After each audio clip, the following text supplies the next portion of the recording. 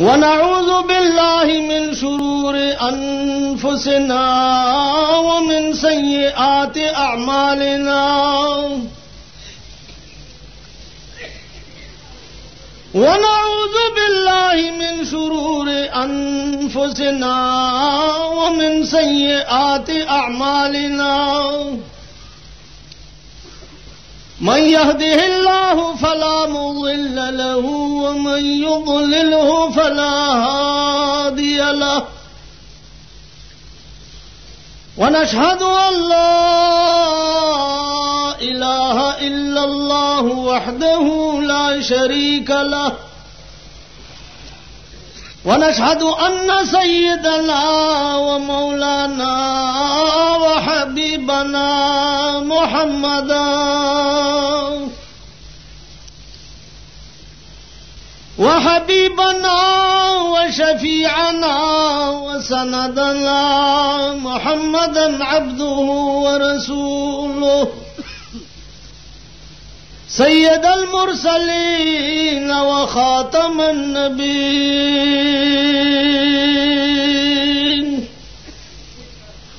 अम्मा बादु फ़अऊज़ु बिल्लाहि मिनश शैतानिर रजीम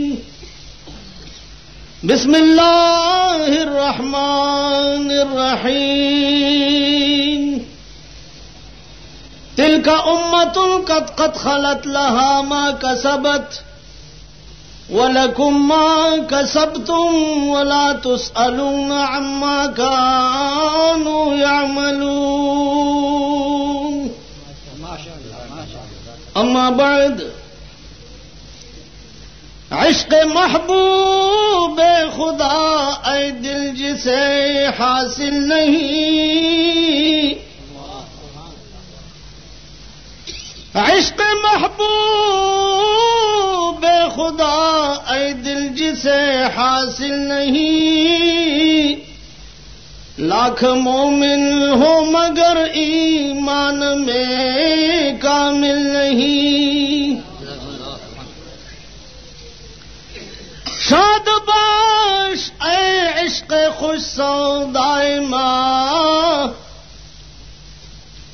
शादबाश ऐ इश्क़ खुश सौदाए माँ, ऐ तबीबे जुमला इल्लत हाय माँ। दरूद शरीफ वाई।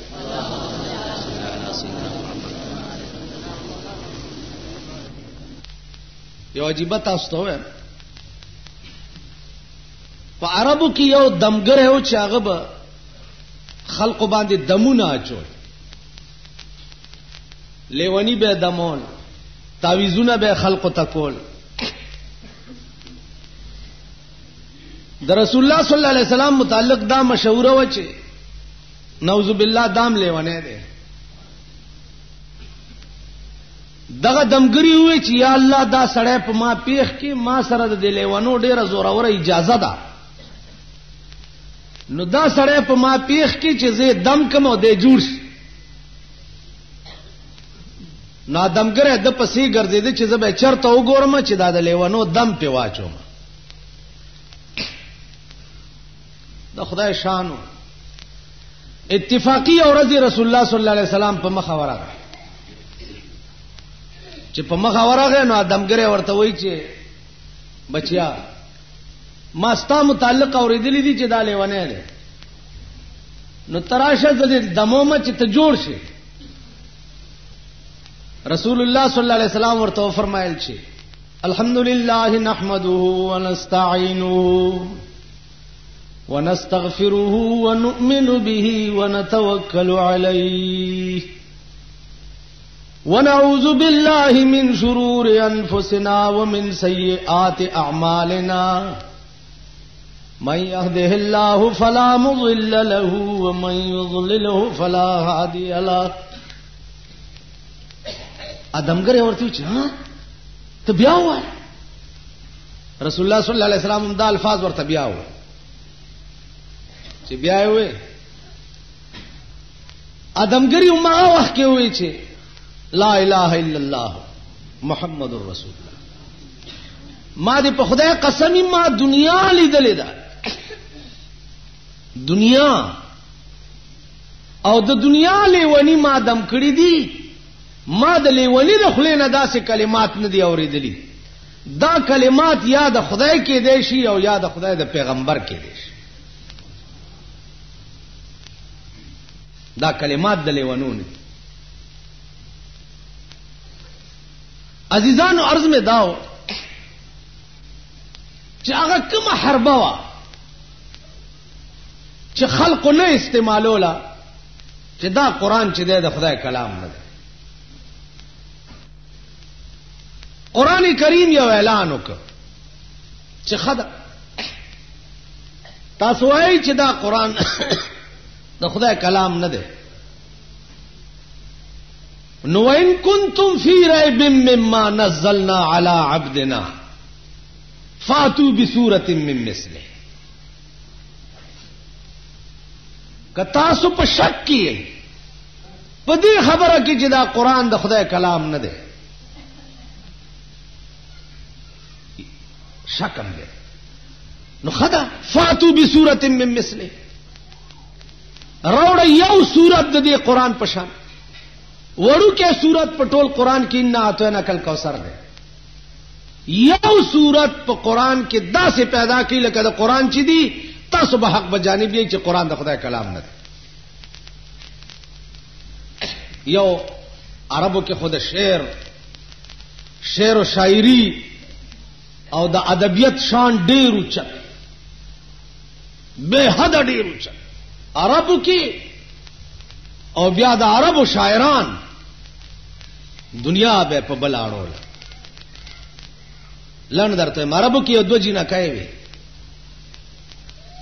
داغي پلار او داغي پلار شاعر او ابو نواس نامه ہے، امرؤ القیس نامه ہے. او نور شاعرانو پاغه زمانہ کې ابو نواس وغیرہ عام ډیر لوی لوی خلقو. خدای امرؤ القیس چې د شهرت ډیر شوی، دنیا به د شعر ته غوږی خو، دنیا به د کلام ته غوږی خو. دا نور شاعران چې د دوی ور سره کینه او حسد پیدا شو چې دا څنګه پرون را پیدا شوی دی او نن چې د ټوله دنیا د منی او مونږ اډو څوک په سړو کې نه چې ورازي چې مړی کو. امرؤ القیس راونیونه هغه ورته وی چې زما یو دوه لونه دي، هغه ته به زما یو پیغام ورسوي. ویلې بالکل وعده ده. وې زما چې مړ کې او زما کور تلار شي نو زما لونو ته بداوي چې یا بنت امرؤ القیس، یا بنت امرؤ القیس ان اباکما، اے دوو لونو د امرؤ القیس په تحقیق سره ستاسو پلار. د دې الفاظو دا معنا ده. بد دومره زمالونو ته وای نور تاسو خلاص. سړی مړ کو کور تراله لونو ته په دروازه کې आवाज وکړ چې یا بنت امرؤ القیس ان اباکما. لونه راوتی او دا دواره شاعرانی ونیو چې وینیو ولی په تاسو زمون پلار وجلې دي. ورته مونږ تاسو پلار کم ځای وجلې، مونږ خو یو شعر وې تاسو په دروازه کې وینیو. پولیس قاضي ته حاکم ته پیش چې پیش شو. حاکم ورته ویل چې تاسو سره څه دلیل دی چې تاسو پلار د وجلې؟ اجینکو ورته مونږ سره دلیل ویلو، ویل دوی یو شعر ویلې دی، ا شعر دی دوی بیا وای نو اوس به خبره صفاش. اغي وی یا بنت امرؤ القیس ان اباکما. اجینکو ورته وی چې دا نیم شعر دی، د نیم شعر سره بل نیم بیت اډو جوړیږي نه سوا د دینه چې قد قتل فقاتل لداکما.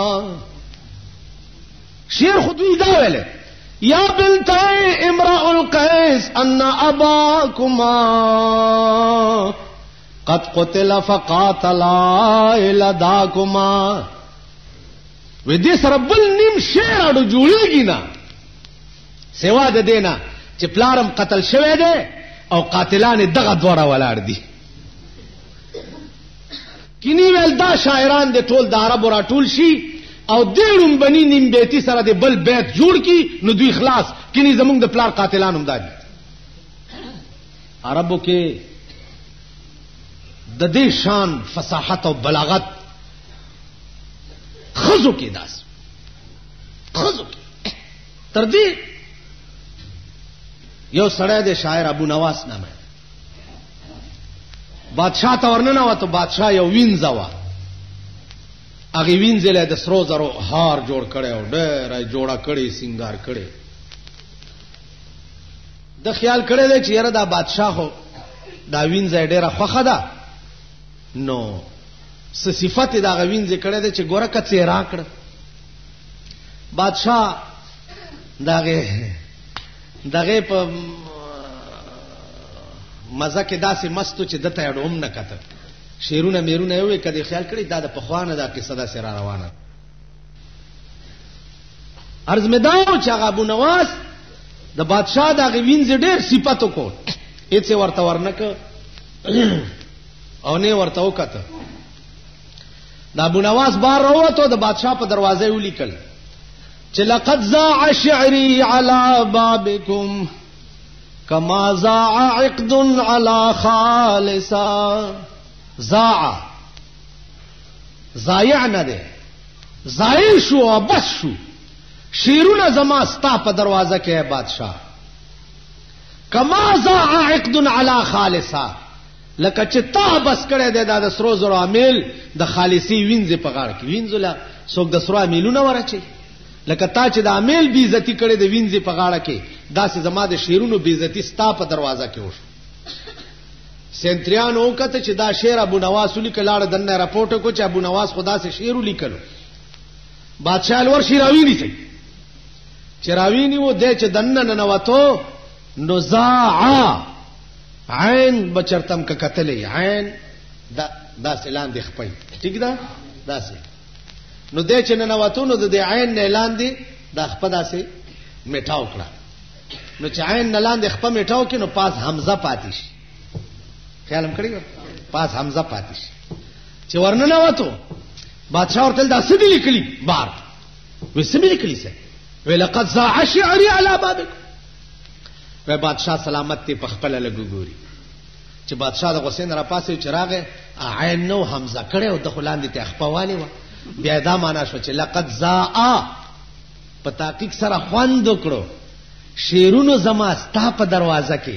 لکه خوند کړي امیل د سرو زر استاد وینځي په غاړه عقل دی حد تر رسیدل او د عربو په دې خبره پوهیږي یعنی یو عین نخپی والو سره به دنیا په بلا واړولا دا د دې قماش دنیا او عرب موجودو خو د قران مقابله چاو نه کړی چې یو سړی و خر ساتلو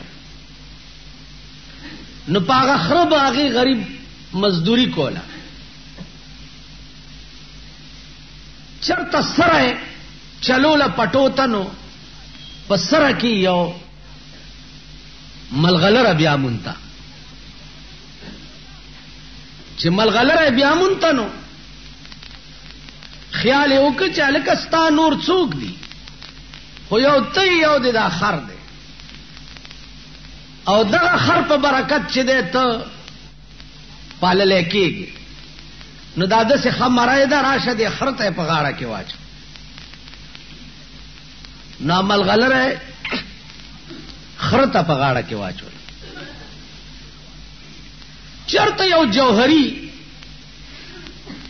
پیرا پېښ شوی دی چې کتلی دي چې فو دا خو ملغلره ده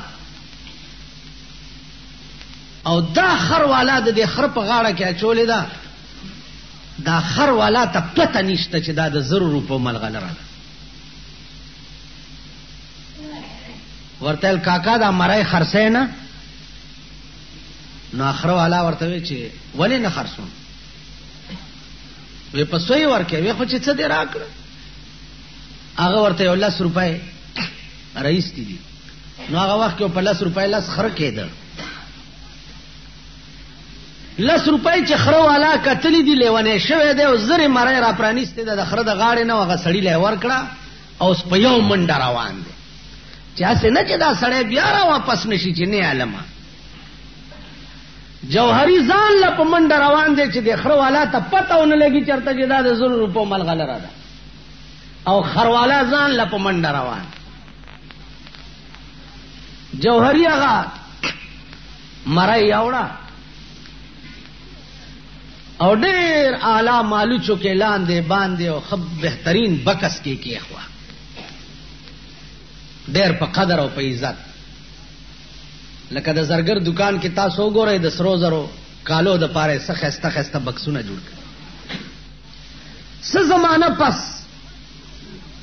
بادشاہ تا د هغه ملغلره ضرورت شې چې کومه ملغلره کال پس په سپای کې یو خېج اوس کال پس سپای کې یو د دې څه مطلب دی دا معنا ده په دې سمندر کې سپای داسې یو شی داسې بند چې اسمان کې ګړګړ وشي نو دا سپای د سمندر د بیخ نه روانه شي او پاس سر تراشي او د خپل پرانیستې شي او دا سیواز خپل ونی نو چې ساس کې پکې راو غورځيږي که یو ساس کی باندې دا سپای بند شو او سمندر بیخ تلاړه نو هغه کې کال پس دا یو ساس کې نه یو ملغلره پیدا شي دا یو قیمت بیا لکونه روپۍ او کدی سپای هرسو کو او خلای وازنی ولی و دویم ساس کی تم نو کال پس پکې دوس ملغلری وی خود دوارو قیمت دا یو عمر نه بیا نو ځکه مولانا روم وی چې کاسه چشمه حریصا پر نشد کاسه چشمه حریصا پر نشد تا صدف قانع نشد پر در نشد وې د انسان د سترګې دي دام د هرسنا نه ډکی او چې لک شراشي او په نور وې چې نور راشي او په نور وې تا صدف قانع نشد پر در نشد لکه هغه سپای چې دویم ساس کی تخلا وازنی ولی ولري نو قیمت کم شي زما عزیزانو بادشاہوی چې ما ته ملغلره پکار ده خو هغه ملغلره پکار ده چې کما کال پس په سپای کې یووزي دی جوهری وې چې ما سره شتا منډه کړې دا بکس راغسته ده چې پرانیسته ده چې ګوري ملغلره دوه ټوکړې پراته وا ما تا وا دی جوهری ورته وې چې بیړه دې تباش د خر په غاړه کې خروالا چولې وي نو نه ماته دي او چې ما په بکس کې دومره په عزت او مالوچ لاندې باندې نو ماته عمل غلره ورته وی چې زما بیړه مت با کوا جوهری بیړه ستا تباشه خروالا کزه د خر په غاړه کې چولې ومنو خروالا ته دا پته نه و چې دا د لکو روپو مل غلره ده کله زه به خرته غاړه کې نه چولې نو اوس ما ته ولې شو ما ته زکه شم چړه مې اوچاو دو چې تا ته زما قیمت معلومو او په دومره سپک قیمت ته واغستم په 10 روپے که خروالا زه د خره غاړه کې هم هغه ته زما قیمت نو معلوم تا ته پته و چې دا دومره اعلی او چت شی دی او بیا دې په دومره سپک قیمت واغست اهل مکه او اهل مدینه او کې اختلاف پریوت امیر بچو کی د رسول الله نرستو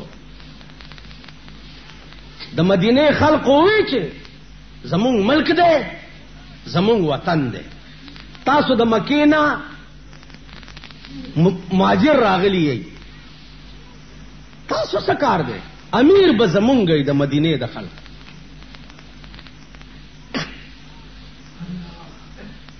جګړه وا بیا ویل من امیر و منکم امیر یو امیر به د مکی وی او د خلق وی او یو به د مدینه د خلق وی ابو بکر صدیق پاسه دی هغه کې دی یو حدیث واوري د رسول الله صلی الله علیه وسلم یو حدیث واوري قال رسول الله صلی الله علیه وسلم الائمه من قریش رسول الله صلی الله علیه وسلم فرمایلی دي چې امام چې دی ابد قریش نه نو اے اهل مدینه او تاسو قریش نه یو د پیغمبر حدیث اهل مدینه وې چې اقال رسول الله هكذا رسول الله صلی الله علیه وسلم دا سویلی هغه والله قال رسول الله هكذا دا د پیغمبر حدیث اهل مدینه را پاسه ده او ویلې چې پیغمبر ویلي دي چې امام به د قریشو نه وي نو ابو بکر په قریشو کې تانه لوی او چت ببل څوک لاس ورکو دغه په لاس بیعت یو څو صحابه او د بیرو د بوټي لاندې ناستو او تمام اهل مدینه د صدیق اکبر نه بیعت صدیق اکبر امیر شو چې امیر شو عزیزانو رالو سباش صادرونه په وګا چولی بازار ته روان عمر فاروق ورته چرته ځي وې دا صادره خرڅو ما چې بال بچله په سوړه واله هغه ورته ته خو امیر شو د تمام عربو اوس صادره څنګه خرڅه په بازار ورته امارت په خپل ځای دی او بال بچ له روټای پیدا کول په خپل ځای روټای به پیدا کم بیا به د قوم خدمت کوم نو خزانه ته بوت بیت المال ته بوتلو پاوړې د سړی په سر د امیر المؤمنین کور ته مقرر پاوړه امیر المؤمنین دغه توای بیا ورته خزه وای چې انار ته مړ کیږي وې پیسې نشته دا ستا په نامه چې کوم وړ راځي پنی مخېټه یو څو ورځې روټه یو خورو دا وړ بچ کړه به خرڅ کم طالب په انار رو اته ورځې هغه پنی مخېټه روټه یو خړا یو سیر وړې ابو بکر لور کړه هغه یو وړ واپس بیت المال کې داخل کړ ما خام کور تراغه وی انار وی بیبي انار خلاص کې استا وړم بیت المال کې داخل کړو آرډر مې وکړو چې دین آباد زما د خزه په نوم باندې نیم پاوډر را لګي معلومیږي دا چې زما خزه په نیمه خېټم گزاره کولې نظام اسلام دیته وای قرآن کریم نسخه وا د کجورو په پاڼو لیکل شوی و د اوسای په سرمن لیکل شوی و د اوخ په دې کوب کې یو پلن غوندي اډو کې د پاغي لیکل شوی و دا نسخه د سردار کونین نرستو د قرآن پرتاوا یو غزا وشوا په کې ډېر قاریان شهیدان شو حضرت عمر راغی او ابو بکر صدیق ته وې چې دا د قرآن نسخه په یو ځای کې را جمع کو او به لیکو دا قاریان شهیدان کیږي اسنه چې دا نسخه ګډه وډه نشي ابو بکر صدیق ورته وایي چې استغفر الله په خدای مې دې قسمی کزاغه کار وکم چې کم کار پیغمبر نه کړ پیغمبر په یو ځای کې نسخه جمع کړي نه و نو زاغه کار څنګه وکم چې کم پیغمبر نه کړ دې ته وایي نظام اسلام چې د قرآن نسخه یو ځای کې را جمع کولم چې پیغمبر نه دی ویلي او هغه نه دی کړی نو زه ورته نه لاس کوم بیا ورته ابو بکر وایي چې بچیا زه چې مړ شم نو دا د بیت المال 15 سیزونه دي زما په کور کې دا 15 واړه په منډه یو سو عمر فاروق ته داخل کا سٹور کې جمع کا زکه مرشم د بیت المال شه زما په کور کې حرام ده زکه چې خدمت به منقطی شي چې خدمت منقطی شي د بیت المال مال د هغه چا دی چې څوک د قوم خدمت کوي څوک د قوم خدمت نه کوي د بیت المال مال هغه د پاره حرام دا دیته وی نظام اسلام د نرستو د یو څو کسو په انتخاب عمر فاروق امیر شو چې امیر شه څورځې تیرې شوې باغ کې ناشته کمیس ته ټاکای ګنډي د مصر سفیر راغی تپوس یې وکړه چې اين خلیفۃ الاسلام، د اسلام امیر چرته دی؟ خلک ورته دي نه مخامخ د کجورو د پاڼو په پوزي ناسته او کمیس ته ټاکای ګنډي. چې دی ورغی عمر فاروق ورته داسې وکړه، خو چې وی کته نو هغه باندې لړزا ولګېده، پا سفیر لړزا ولګېده. عمر فاروق ورته تعال لا تخف، راشه یریږه ما. ولې؟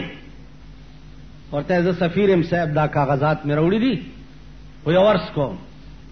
چې د مسلمان قوم داسې امیر وي والله که تر قیامته په تنزل کې پرې ناس پزمکه کمیس ته ټاکای ګنډې او د سترګو روب دې داسې دی چې والله په ما دې لړزه راوست خالی په کتو. اوس مونږ ته چې څوک وګوري لړزه به پرې راشي. مونږ خو داسې څیزونه یو لکه یو درې څلورې جړاګان، نو خپلو کې صلاح وکړه چې راځئ دا ټول خلک شوکې کوي لارې شوکې دا مونږ څه بلاوالي یو. نو یو درې چې دی په جوارو کې پټ ناست دي او یو په لار کې کینولی چې څوک راشي 13-19 مونږ ته آواز وکړه به در به شو به شو کوو. په دې کې یو خروالا پې راغلی کلالو لوښي خرڅ کړي او لخته ورسره وه. چې راغی د اجړا ورته وایي چې کلال کاکا وی ودرېږه. وی ولې؟ وی مونږ غلیو لار شو کوو. هغه چې خبرې اورېدلې چې وایي دا خو اجړا دی، بس هغه د خره لخته خو ورسره وه که نه چې تړاک شو په دې غوږ یې وویل ودرېږه. منډې کې هغه نورو جړاګانو ته اواز کوي خورې راوځئ. هغې وی څه دې وکړه؟ ویل ویې پېژندو، مونږ یې پېژندلي یو. تاسو پوه شوئ؟ مونږ یې پېژندلي یو. مونږ سترګو ته هم چې څوک وګوري نو پې لړزه به ولګي. دې ته وایي نظام اسلام، دې ته وایي نظام اسلام. یو ښځه راله او شکایت یې وکړو چې عمره دې خوا راشه. عمر فاروق ورته را پاسېدو لارې له ورته را نظام اسلام درته ښیم.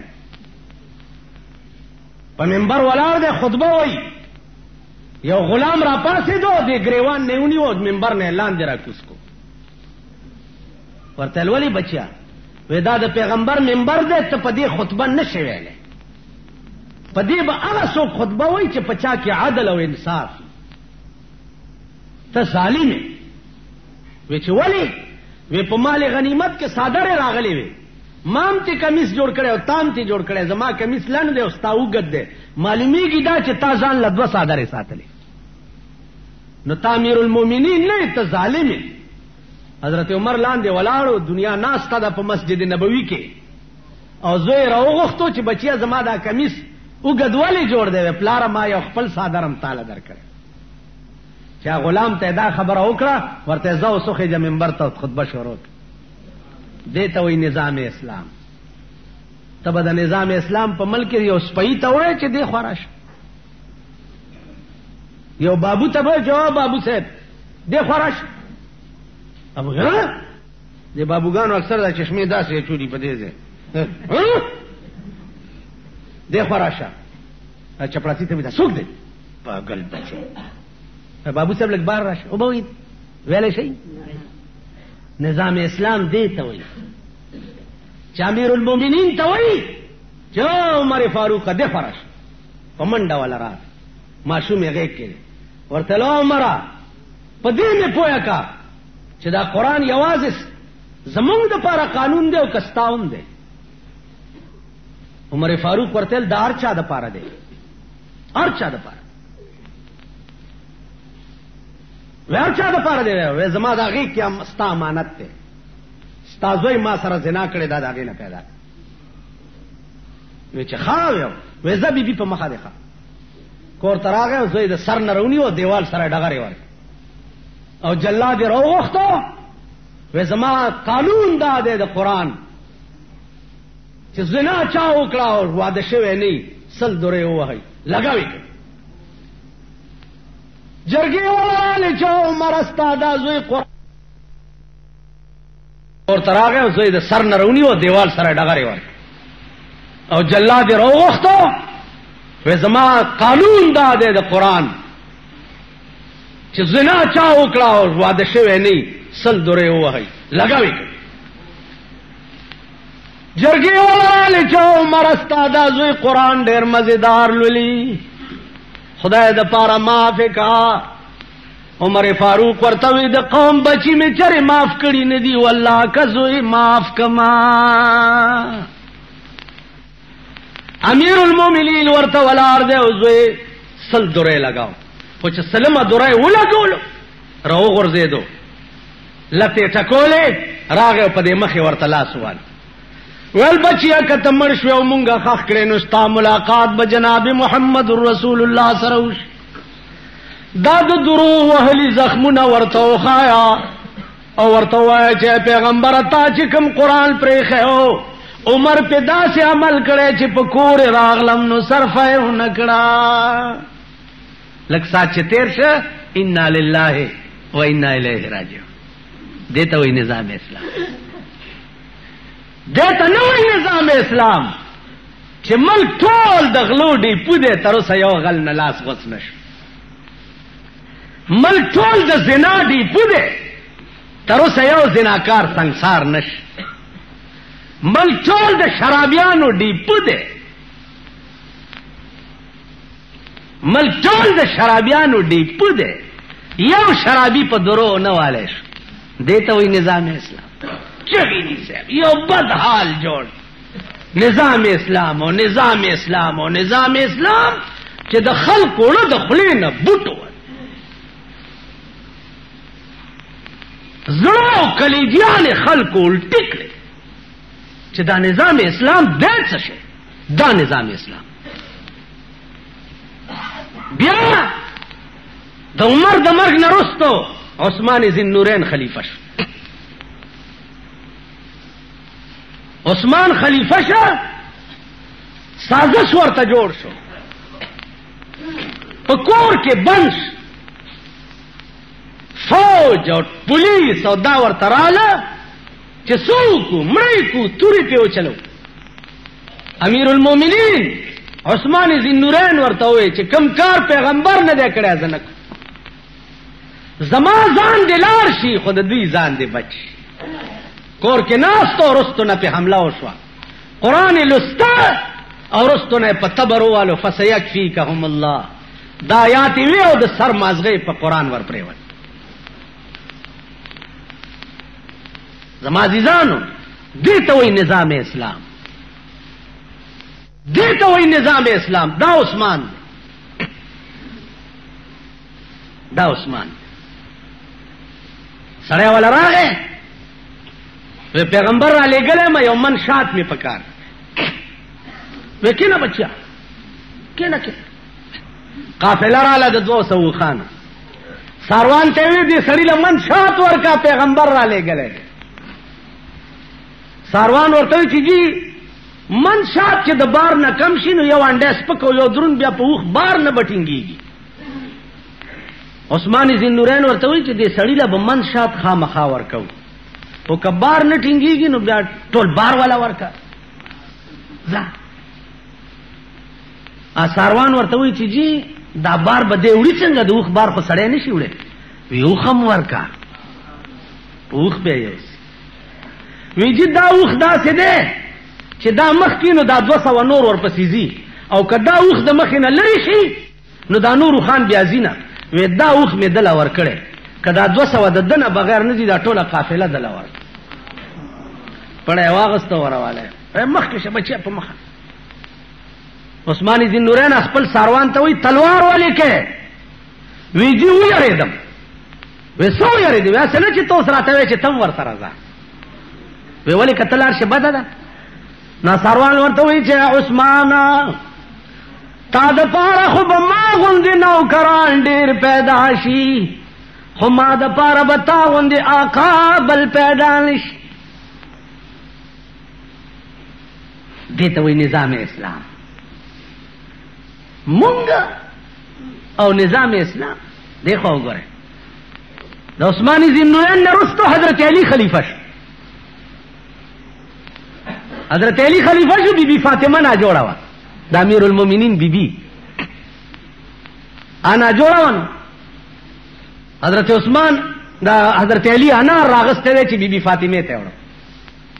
لار کې یو ملنګ پروت دی. ا ملنګ ورته وی علی ته چې دا انار مال راک وی والا ورته د څه نه علم د لیکینا دا انار سپین کا دانه ته وباسا مال لګي لګي خله کې راکوه زنا جوړه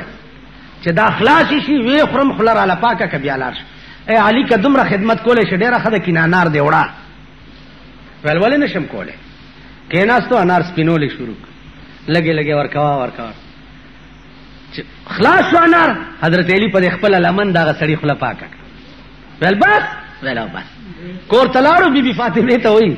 وای بی بی تعالی مې انار وروړو خله دی پکوا ته بیواله ولار کې یو داسې چلو شو. بی بی فاطمه وای الحمدلله خدای چې زما په نوم یو شعر اتلو استاد غریب خېټه کې پریو. نو عرض میں دا وجدان چې قانون د ملک ابراهیم ابن ادهم رحمت الله علیه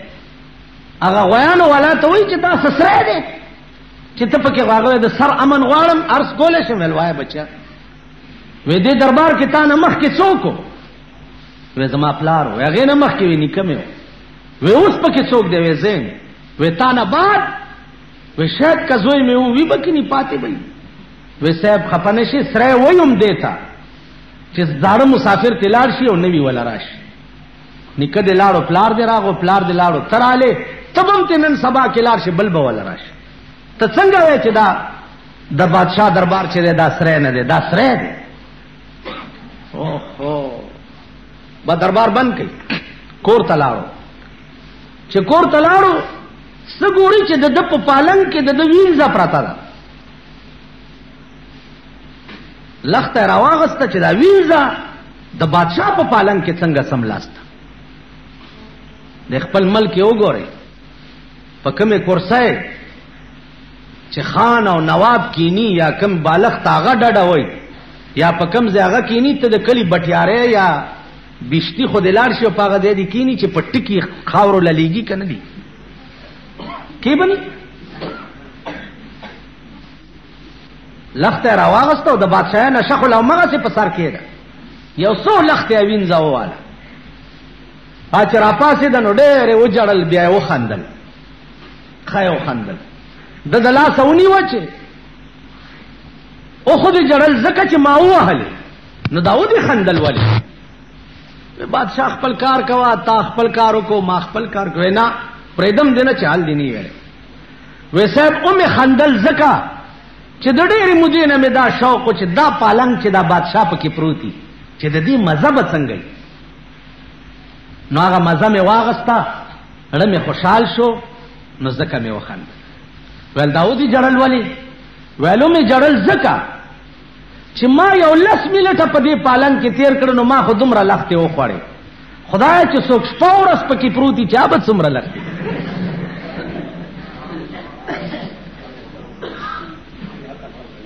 عزیزان بادشاہ وے والله رښتیا دی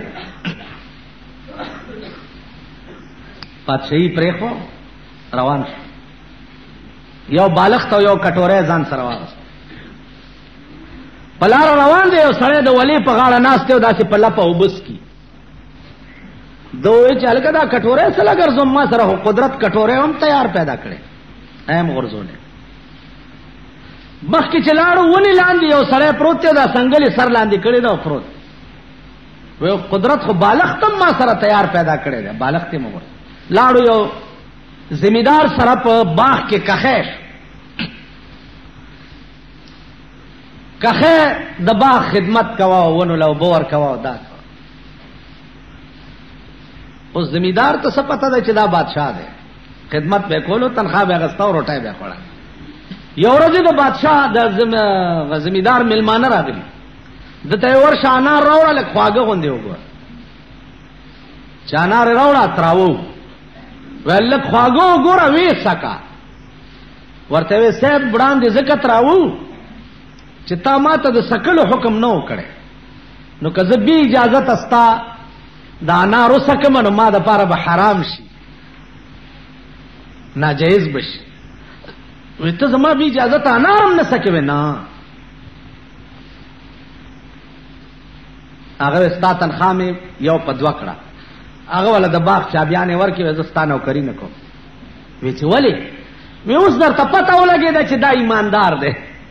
نو لږ لیاز به مې ساتي کار به را باندې نه کې نو چې کار را باندې نه کې او تنخواه علمه نو بیا به م حرام وي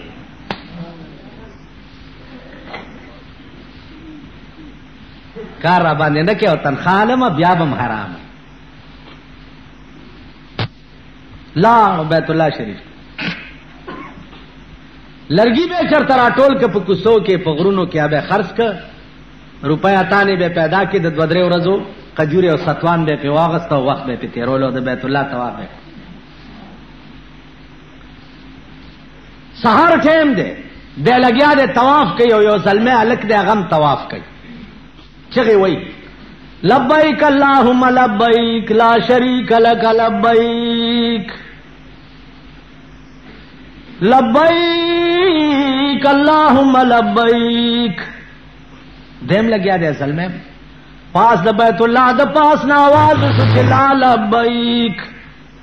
مو لبیک لبیک ستا आवाज میں نه دی خوا ابراهیم ابن ادهم رحمت الله علیه غبراو چې یا الله داسو ازلمینه تپوس کوي چې لا لبیک आवाज مې واورېدو چې دا ما ته ویلې شو کتا تا ازلمی ورته لو کاکا جان لسکالو شو چې د دې کور نه تاوېګما زویم چې لبیک پاس نه راته आवाज کیږي چې لا لبیک نو ابراهیم ابن ادهم ورته وی چې بچیا چې د کور مالک درته وی چې لا لبیک لبیک چې مواستا आवाज مې نه ده خو نو ځکنه نازل مې ورته وی چې کاکا خبره دی خو وکړه زم داویم چې لار شم زکه چې لس کال وشو چې د دې کور مالک مې نه پریدي خو په دې مې پوي ک چې لار شم نو کم در تلار شم چرته لار شم دایول او راول وی دو ساتي وتا 2 غنټې کې چې د جنازه تیارې ده زرګونه اولیاء او بزرگان د زمانه په جنازه ولاړ او ټول به یو आवाज وای چې خدای ته دا لفظ ډیر خوښ شو چې لار شم نو کم در تلار عزیزانو عرض می داو چې دې زمکه لاندې هر شی شته هر شی شته جنتم شته او جهنمم شته جنتم شته علماء لیکلي چې عیسی علیہ السلام یو مړی را ژوندی کړ ورته وی زما د قوم ته ووایه د ځمکې لاندې څه چل دی هغه ورته صاحب خبر نه خو زه چې مړ شوم خلکو چې خخ کړم نو د خي طرف نه یو کړکۍ وشوه یو سړی راغی لاس را کرانه لاړو بل راغی لاس را کرانه لاړو بل راغی لاس مال کې خیالو کو چې ته په आवाज دلته څه چل کې خو ته موزه وې پا کړکای ور پسې زم واتم چې واتم سګورم چې یو ډېر خسته باغ دی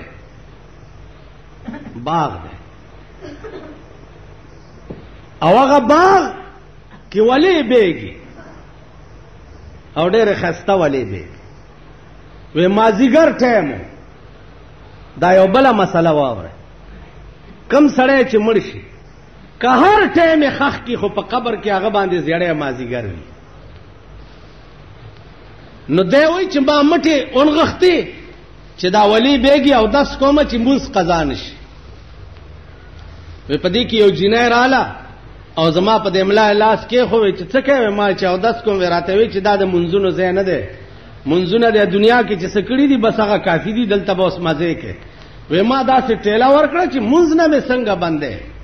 وې چې ما داسې کړه هغه غاړه کې هارو هغه هاروش لې چې هاروش لې دوی ما ورته وی چې اوس خدای کا اراتوی اجنه چې اوس خو دې نه پریدم دا هار به جوړه راتنواله به دې پریدم وې د تار یو سره غیونیو یو ماونیو او مرایم پکې پیرلې او خبره اترم کوله وی هارم لا پیرلې نو چې تا आवाज کو زرا ووت عیسی علیہ السلام داغه تاریخ چې معلوم کو سلور زرا کال شي او سلور زرا کال کې هار څنګه نو پیرلې او دوی پوي ولی نو مولانا وی ہزار عیش تصدق کو نمز قطرہ غم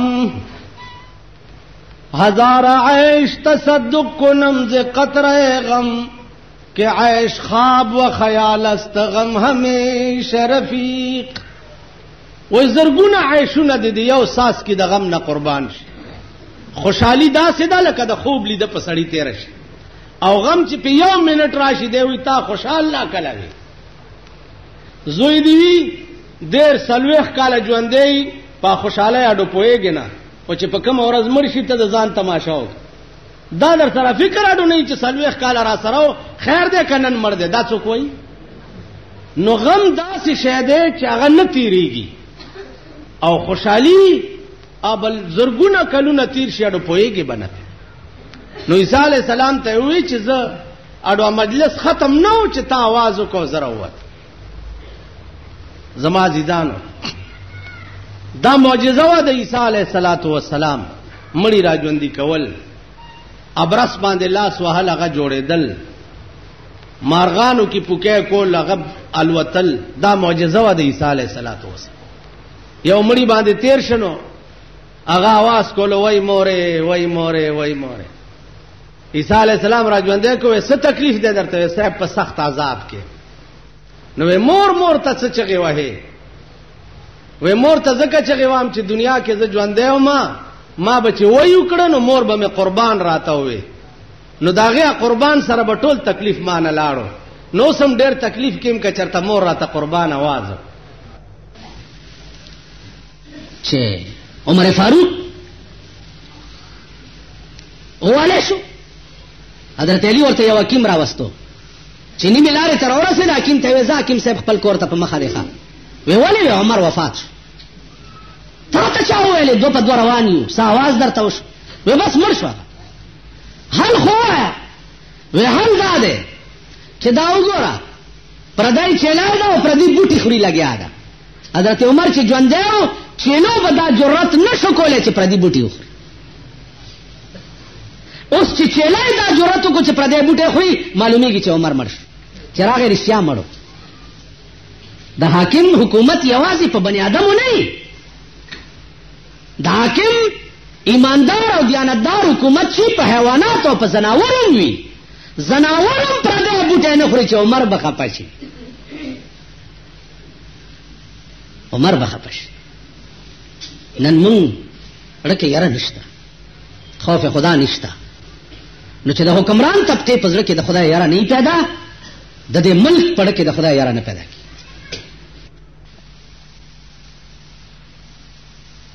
حدیث کے راضی جناب رسول اللہ صلی اللہ علیہ وسلم فرمائی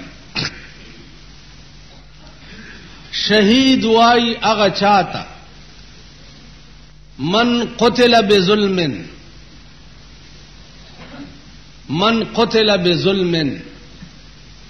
سوک چه قتل کړي شو په ظلم باندې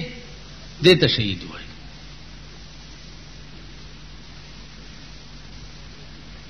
ظلم کی بیا ډېر اقسام دي یو سړی تانا پټه نیولې ده او په خپل پټی دی ور سره گویا کې جګړه وا او را پاسه د الټه ته وشته دا هم شهید دی یو سړی ته شکولې مالم در نواغستا الٹای وشته دا هم شهید علی هذا القیاس تعریف د شهید گویا دا دی چې سو قتل کړي شي په ظلم باندې د مرګ در پورې اس نو او ته مړکړې دا په ظلم قتل دی دې ته شهید ویل شي. دا گویا شهید حقیقی دی، یو حکمی شهید دی. یو سړی په اوبو کې غرق شو، حدیث کې راځي جناب رسول الله صلی الله علیه وسلم فرمایي دام شهید دی.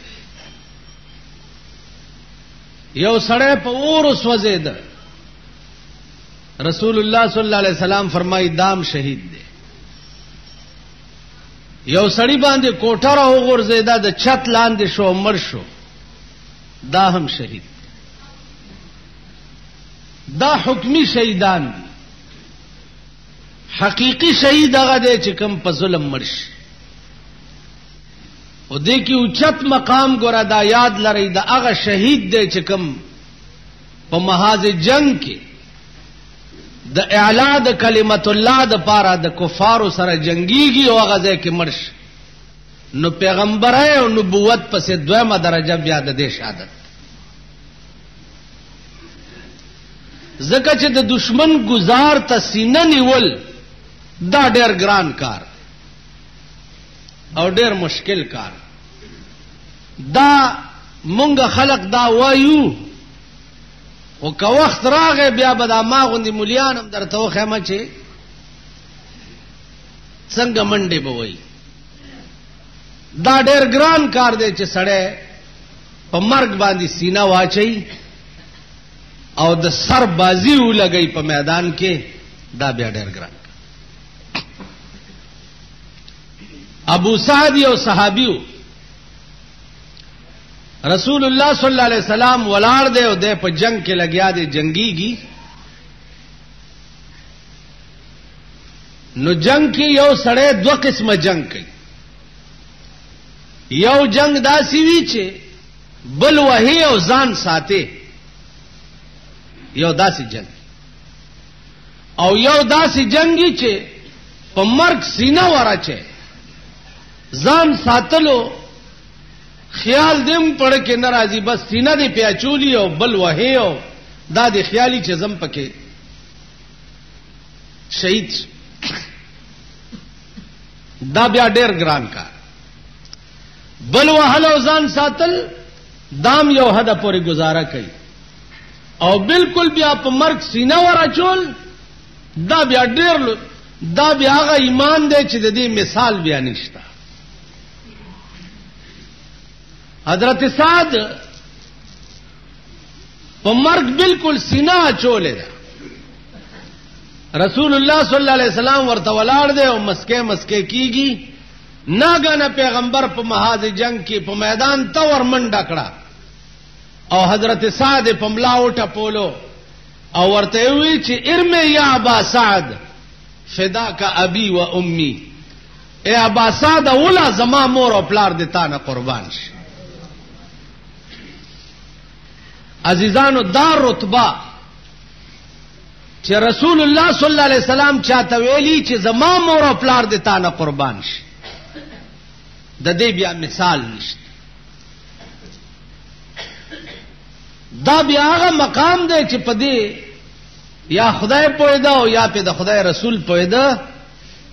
زه ته په نه پوهیږم چې دا کومه رتبه ده او دا کوم مقام. نو عزیزانو عرض مې داو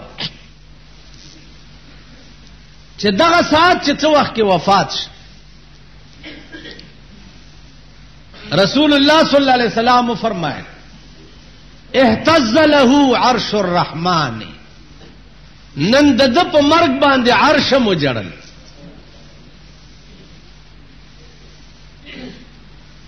عزیزه څوک چې د الله د پاره په میدان کې ځان قربان کی، نو پیغمبر وی اهتز له عرش الرحمن، نن د خدای عرشم د په مرګ جړاو. عزیزانو عرض مې داو ما تاسو ته 13 جمعه ویلي چې هیڅ پارشي کېشتا په خدای باور وکړي چې د سړی په مرګ باندې دیوالونه هم جاړي،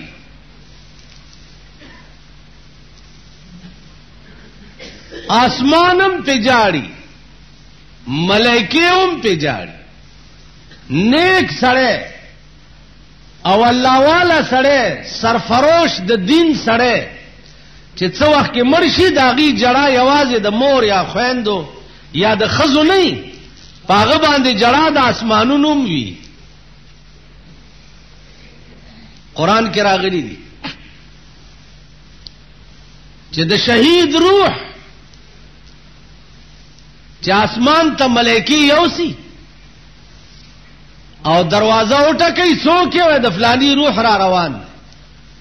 داول اسمان نه تر علیین پورې د ملائکو صفونه دغه په استقبال کې ولاړ. زما عزیزانو عرض می داو چې جړه یوازې تیر ورځو کې ما تاسو ته ویلي چې منصور په حق او د استغراق مقام ته رسیدلی ان الحق ځان ته وې مليانو پانسی کړ چې د دل جنازه په کوم لار وړاغه دیوالونو نم ان الحق आवाज راته د غاړې ته چې کوم رسایا چولې وا هغه رسایم ان الحق چغې وای. خدای سره چې نزدېکت سړی پیدا کی نو بیا یوازې بنی آدم ورپسې نه جاړي هغه پسې هغه زمکه هم خپای چې کوم زمکه باندې دی ګرځي. عزیزانو اوس مونږ پسې به کوم زمکه خپای ولې په مسلم کې تاسو دا روایت نه ده کتلې چې دا دنیا به ټوله لاړه شي آدم علیه السلام ته چې ته اول الناس ته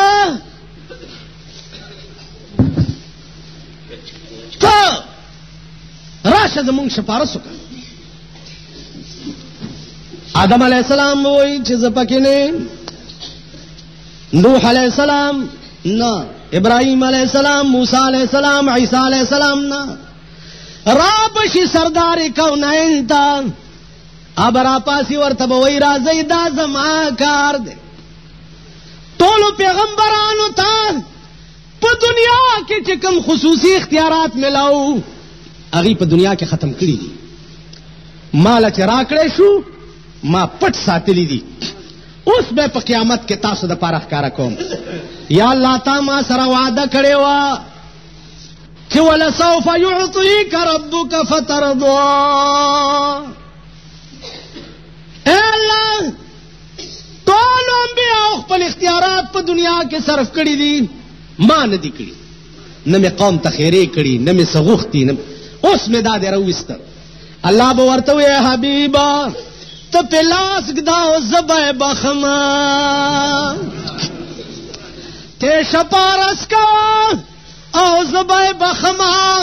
په دغه ورځ با سلاطین او انبیاء ټول سرنګون ولاړی. یا به خدای وی چاغه به عدالت کوي او یا به محمد رسول الله وی چاغه به وکالت کوي. بل بڅوک وی لمن الملک اليوم څوک دې نن چې سر اوچت کی چې زم څه شي ما دا لوی لوی متکبرین د زمانه به سرنګون ولاړی. لمن الملک اليوم आवाज بوش څوک دې د نن ورځې بادشاہ لله الواحد القهار. زما عزیزانو